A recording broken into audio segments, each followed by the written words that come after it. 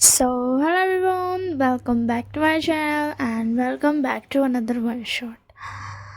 तो मुझे बोलना था कि स्टोरी लाइन नहीं बताने बनेगा, ठीक है ना? क्योंकि यार ये चीज़ एज सुन एज मैंने नोटिस कर लिया, वरना ये बाद में जाकर के बहुत बड़ा हो जाता कि जैसा हम स्टोरी लाइन बताते ना वैसा तो होता है, बट अलग ही हो जाता है।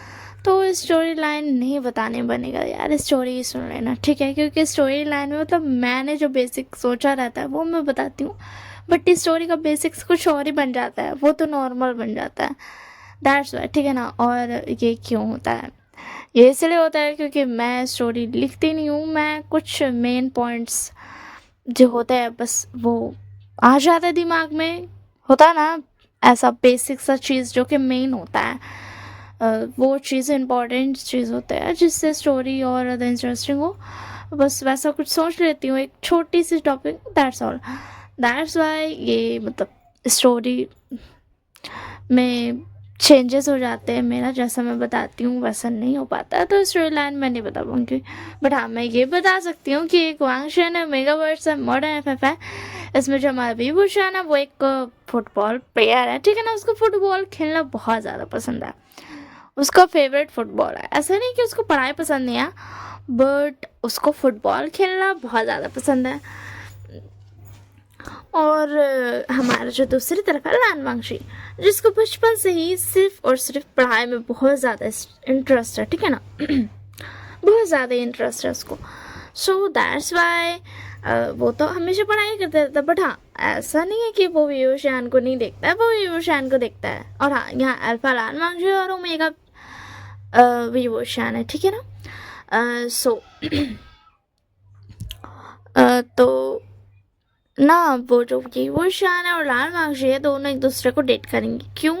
वो हमें स्टोरी नहीं पता चलेगा, किस लिए वो भी स्टोरी नहीं पता चलेगा। और मतलब रिलेशनशिप में आएंगे, और इस स्टोरी का नाम भी रिलेशनशिप है।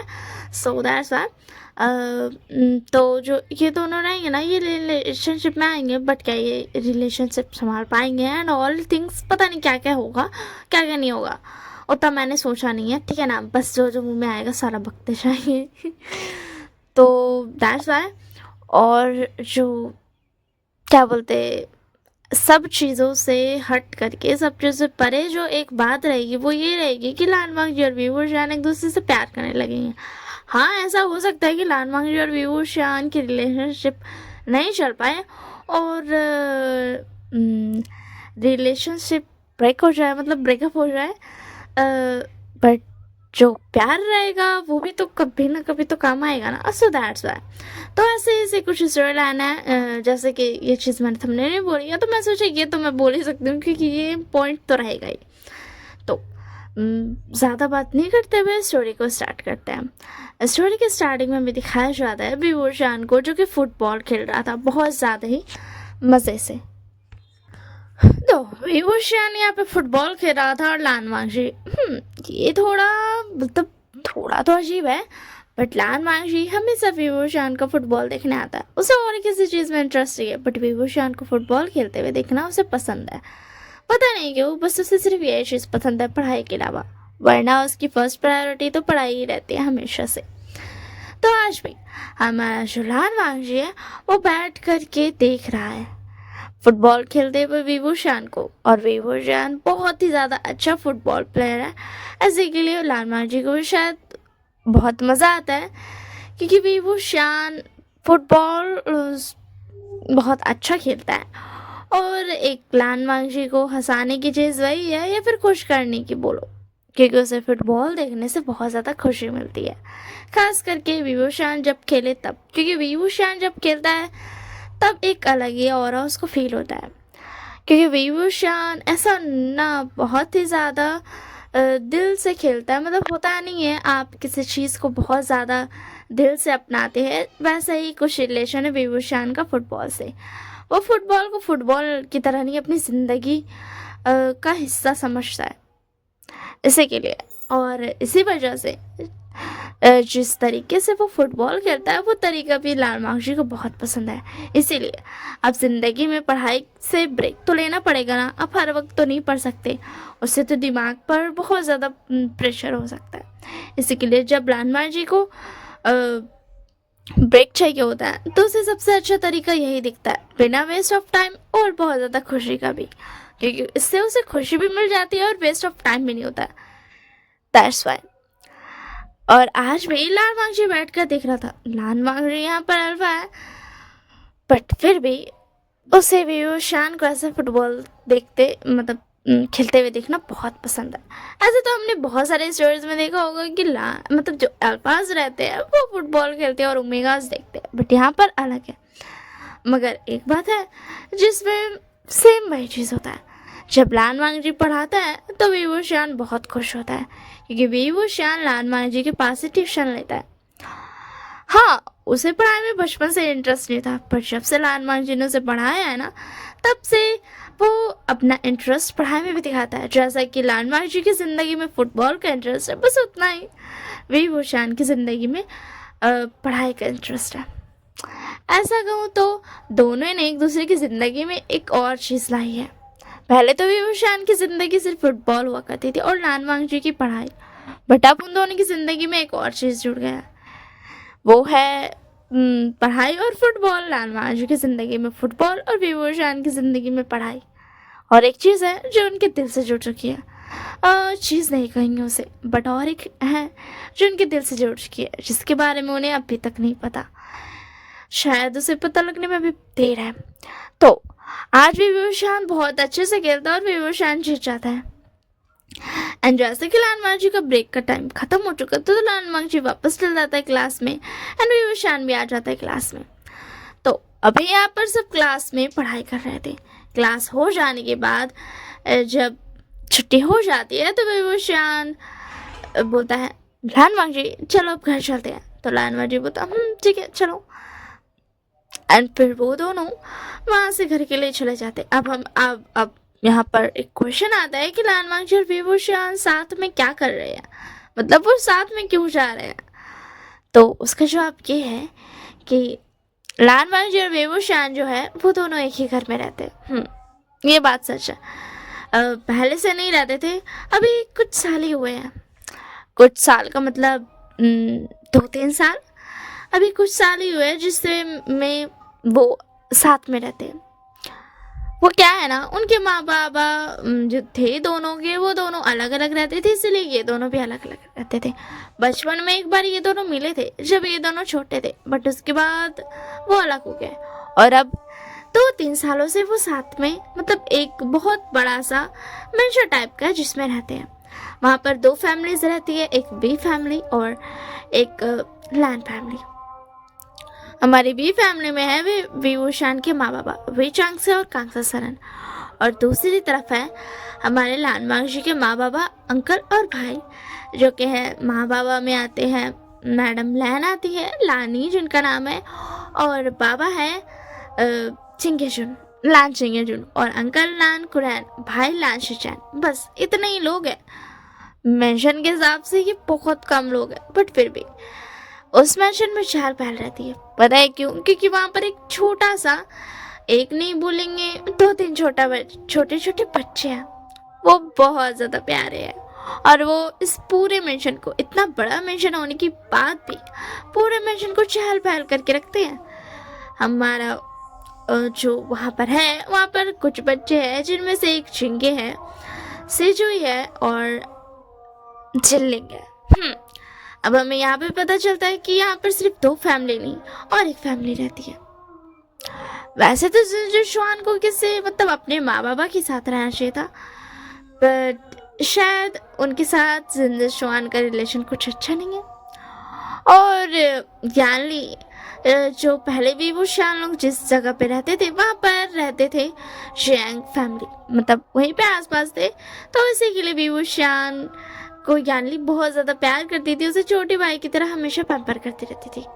तो जब बात आई इस शहर में रहने की, ये गुसू शहर है जहाँ पर वो लोग आए हैं, तो गुसू शहर में ही उन्हें रहना था। दैट्स वाई, क्योंकि जो जिनजुशुआन है उसका जो कंपनी है वो गुस्से में है इसी के लिए उन्हें यही रहना था। तो विभूषण ने उन्हें सजेस्ट किया कि क्यों ना यानली हमारे साथ रहे। तो यानली भी मान गई क्योंकि उन्हें भी लगा कि जिनजुशुआन उभर पाएंगे, क्योंकि जिनजुशुआन ने अपनी फैमिली से लड़ाई कर ली थी। उन्हें बिल्कुल भी पसंद नहीं आया था अपने बाबा का व्यवहार, इसी के लिए तो वो आ गए थे। तो यहाँ पर जो हमारे शिजू और जिंगे है उन दोनों को अडॉप्ट किया है लान सिशान ने, और जो जिनलिंग है वो जिनजुशुआन और यानली का बेटा है दोनों का, ठीक है ना। और तीनों ही कि तीनों ना सेम एज के हैं, लगभग सेम।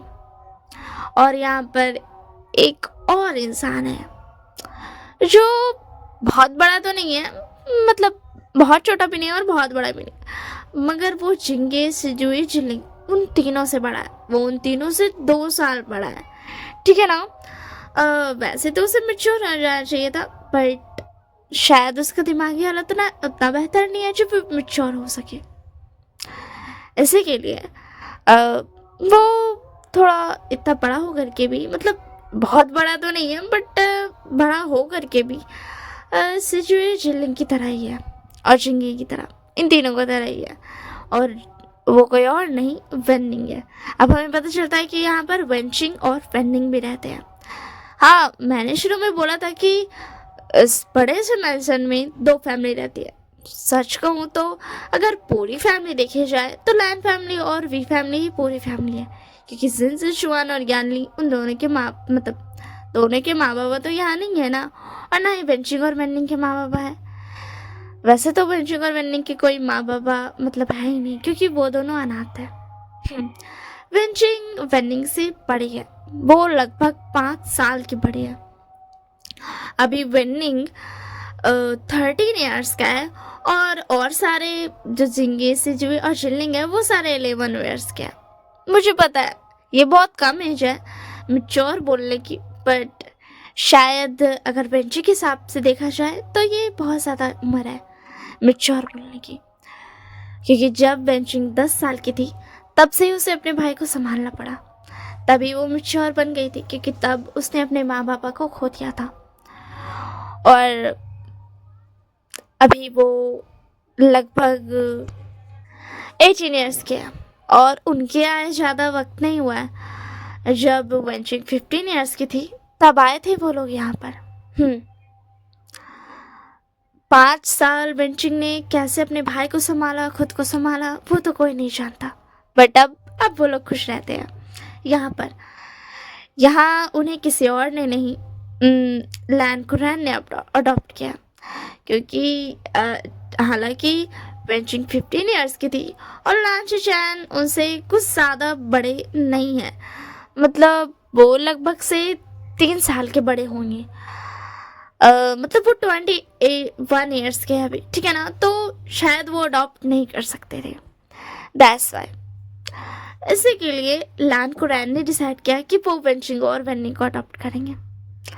और अभी 3 साल, मतलब अभी 2 साल से ही जिनजुशुआन, यानली और जिंगे और सिजुई रहते हैं यहाँ पर, और वेंचिंग और वेनिंग भी, ठीक है ना।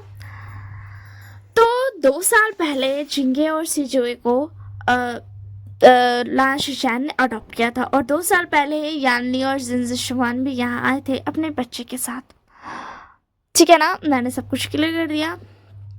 और ये फैमिली बहुत ज़्यादा खुशी से रहती है। वेंचिंग खासकर लैन फैमिली और वी फैमिली दोनों की बिजनेस को में बहुत ज़्यादा साथ देती है, और वो जिनजुशुआन का भी साथ देती है, साथ ही साथ वो यानली का भी साथ देती है खाना पकाने में, क्योंकि उसे खाना पकाना पसंद है, और वो डॉक्टरी की पढ़ाई भी कर रही है जिससे वो एक डॉक्टर बन सके, ठीक है ना। अभी उसकी पढ़ाई कंप्लीट नहीं हुई है, वो अपने भाई को ठीक करना चाहती है खुद से, क्योंकि उसने बहुत सारे डॉक्टर्स को दिखाया, यहाँ तक कि लैन फैमिली और वी फैमिली ने भी, बट वो लोग बहुत ज़्यादा पेमेंट करने की बात कर रहे थे, और वेंजिंग इस चीज़ को एक्सेप्ट नहीं कर सकती थी। दैट्स वाई उन्होंने लैन कुरैन को मना कर दिया कि आप ऐसा मत कीजिए। हाँ, ये बहुत ज़्यादा मतलब आप एक्सेप्ट कर सकते हैं, बट शायद वेंचिंग नहीं करना चाहती थी। इसलिए उसने सोचा कि वो खुद से डॉक्टर बनेगी और खुद से अपने भाई का इलाज करेगी, क्योंकि कहीं ना कहीं उसके दिल में डर भी था, अगर कुछ डॉक्टर से गलत हो गया तो नहीं नहीं, मैं अपने भाई को कुछ नहीं होने दे सकती इसी के लिए। तो बस इतने ही लोग रहते हैं यहाँ पर इस प्यारे से बड़े से मैंशन में। और अब हमारा विभूषण और लाल मांझी भी आ चुके थे घर। तो जब वो घर आते हैं तो उनका स्वागत करते हैं छोटे छोटे नन्हे नन्हे 11 साल के बच्चे। खैर नन्हे तो नहीं कहा जाएगा, बट फिर भी वो छोटे छोटे बच्चे उनका स्वागत करते हैं। और ऑब्वियसली बात है वो भी उतने बड़े तो नहीं है, और उनको इतने लाड प्यार से पाला गया है कि उन्हें अभी मैच्योर होने में बहुत वक्त लगेगा। तो वो भागते हुए आते हैं एंड दोनों को, लाल मांझी और विभूषण को रोक लेते हैं एंड बोलते हैं कि हमें खाने का चाहिए। आपको पता है ना, हमें मतलब उनका एक ना शर्त रहता है, अगर कोई बाहर जा रहा है तो वो आते वक्त उनके लिए खाने लेते आएगा। उन्हें बहुत पसंद आता है जब कोई बाहर जाता है और आने के बाद वो खाने की चीजें लाता है, तो दैट्स वाई वो उन्हें रोक लेते हैं। एंड लाल मांझी और विभूषण बेचारे थके हुए अपना बैग खोलते हैं और बैग से सामान निकाल करके, वहां पर वेंडिंग भी था तो उन चारों को दे देते हैं। वैसे तो जिन्निंग को मैनर्स बहुत है यानली, क्योंकि उन्हें मतलब उसको बहुत ज़्यादा मैनर्स सिखाते रहती है। ऐसा नहीं कि जिंगे और सिजियो को नहीं है, उनको भी है। बट सच कहूँ तो जब ये बात आती है ना कि कोई बाहर से आया हो तो उसे खाना लेते आना चाहिए, तब वो सबके सब बच्चे बन जाते हैं। हाँ, वो सबके सब बच्चे बन जाते हैं। आखिर है तो बच्चे ना, उतने बड़े भी नहीं है ना, दैट्स व्हाई। और बेंडिंग को भी बेंचिंग ने कभी कभी मना किया है, बट फिर उसने छोड़ दिया, क्योंकि वो देख सकती थी कि उसका भाई भी बहुत खुश रहता है। और वैसे भी उसका भाई अभी भी उतना बड़ा नहीं हुआ है कि उसको उस पे ज़्यादा पाबंदियाँ लगाना पड़े, ठीक है ना। तो अब हमें दिखाया जाता है डाइनिंग टेबल पे, जहाँ पर यानली और वेंशिक दोनों खाना रख रही थी एंड मैडम लैन और मैडम बीबी उनका साथ दे रही थी। यहाँ की मतलब यहाँ पे उन लोगों को पसंद है, सारी लड़कियों को, औरतों को बहुत पसंद है, ओमेगास को बहुत पसंद है कि वो खाना पकाए और खाना ला के दे। ऐसा नहीं कि उन्हें ऐसा करना चाहिए या फिर नहीं इसीलिए, बल्कि उन्हें ये पसंद है, उन्हें खाना पकाना, अपने हस्बैंड्स को खाना देना। हाँ, वेंचिंग को छोड़ करके, ठीक है ना, और सबकी तो हस्बैंड्स ही है ना, तो उनको खाना देना उनको बहुत पसंद है, और वेंचिंग को अपने भाई को। इसीलिए विभूषण में एक ओमेगा है, उसे भी खाना पकाना आता है, बट ऑफ कोर्स वो पढ़ाई कर रहा है, इसीलिए वो अभी नहीं खा सकता है। और हमारा जो लाल मांझी है वो लाल शुचैन से लगभग 2 साल बड़ा है, और विभूषण और लाल मांझी सेम एज के, ठीक है ना, सेम एज के।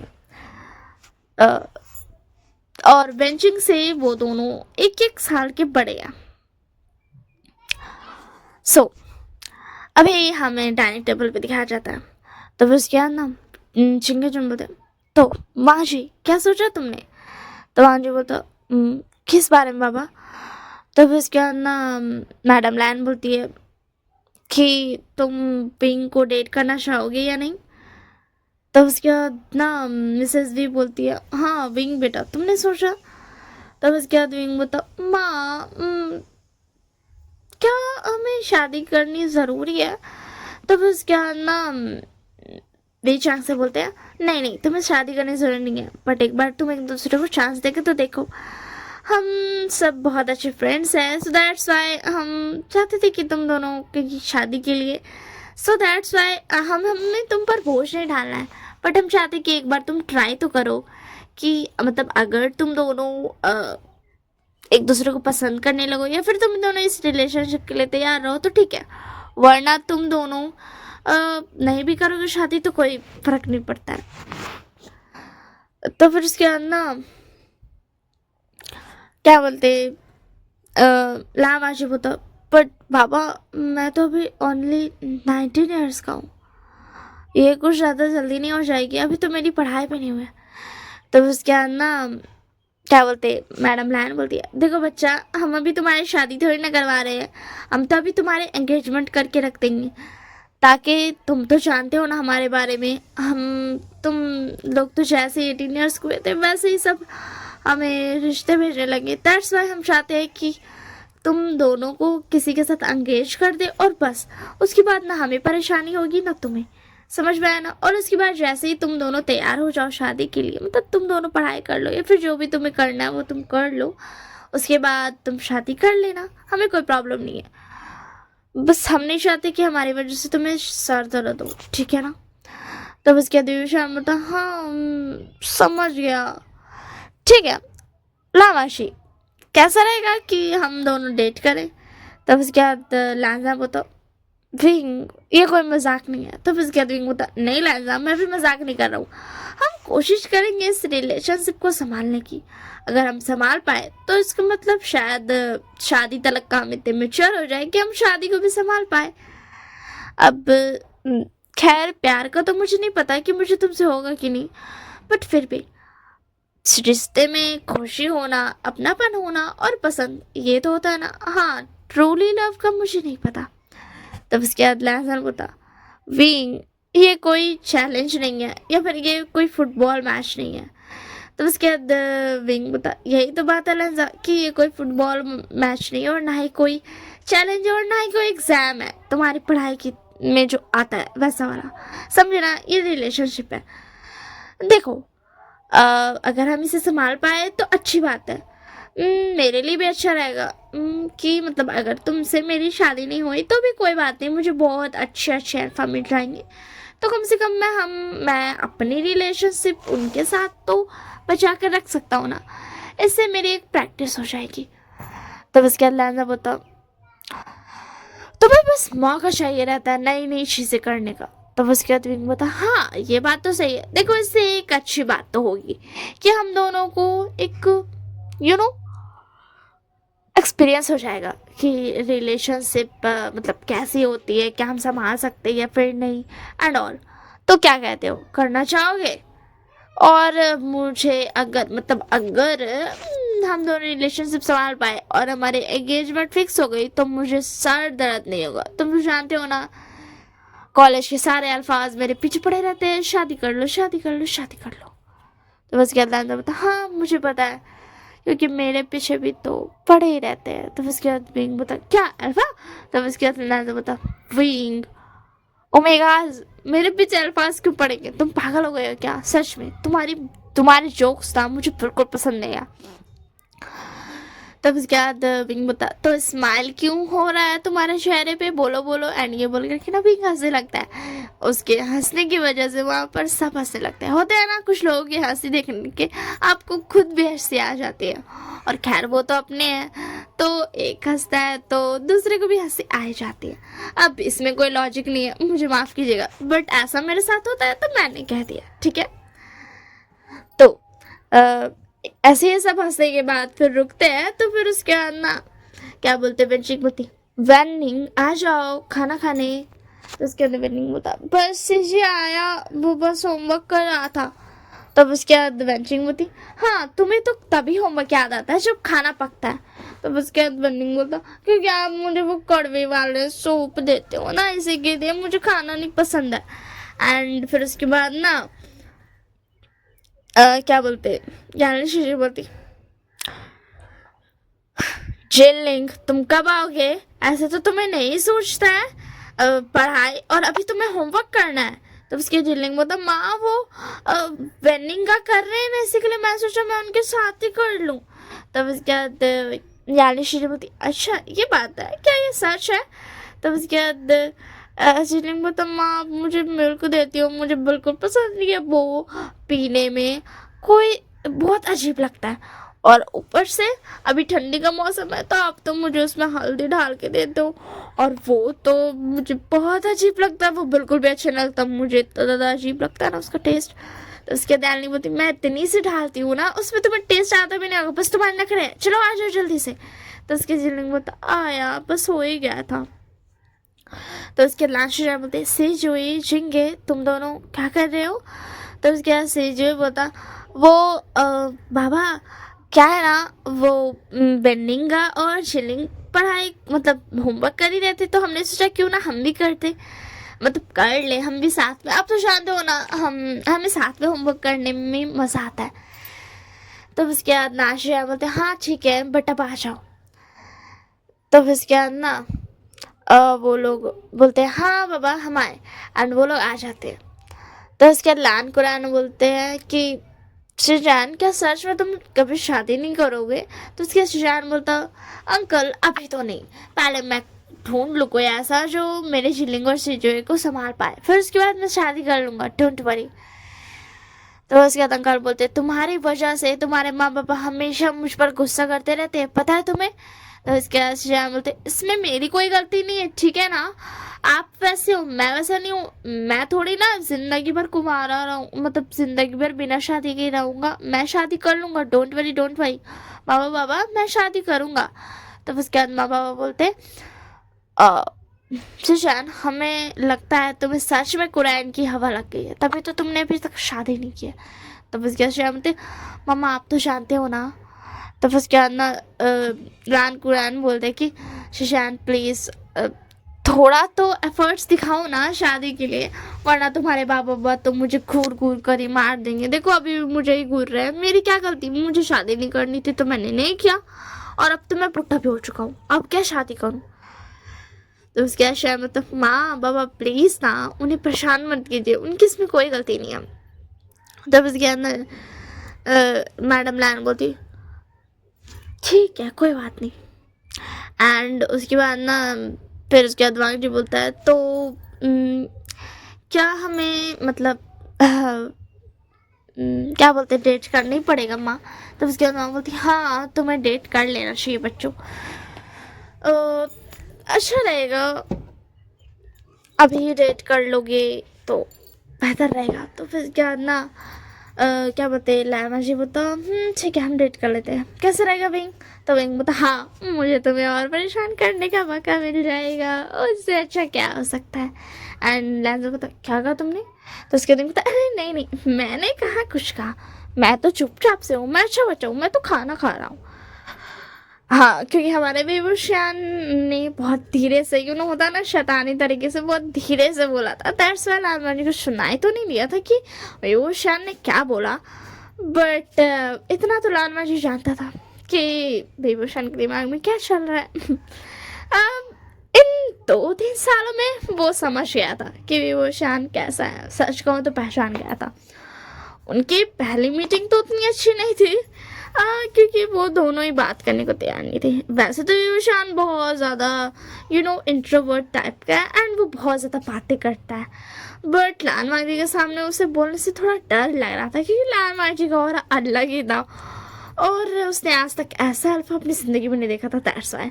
बट कुछ दिनों के बाद ही विशान ने लाल माजी को इतना परेशान किया कि लाल माजी ने फाइनली अपना जो उसके पास रहा ही नहीं, कोई फायदा ही नहीं होता था कोल्ड सा एक्सप्रेशन देने से क्योंकि विभूषण को कोई फर्क नहीं पड़ता था, दैट्स व्हाई। तो लामा जी ने उस चीज़ को छोड़ ही दिया क्योंकि वो ये समझ चुका था कि ये मेरा कोल्ड एक्सप्रेशन मेरी शार्प आई कोई काम की नहीं है विभूषण क्या, क्योंकि ये ओमेगा किसी से नहीं डरता है, खास करके लामा जी तो बिल्कुल भी नहीं।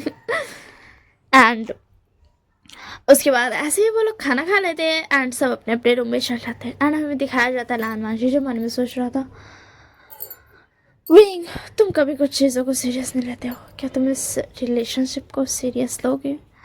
मुझे नहीं लगता, बट मैं अपनी तरफ से पूरी कोशिश करूँगा कि मैं अच्छा कर सकूँ। हाँ मुझे पता है कि ये कोई टेस्ट नहीं है, एग्ज़ाम नहीं ना, ये पढ़ाई है, ये रिलेशनशिप है, तो मैं इस रिलेशनशिप को रिलेशनशिप की तरह समझ सकूँ।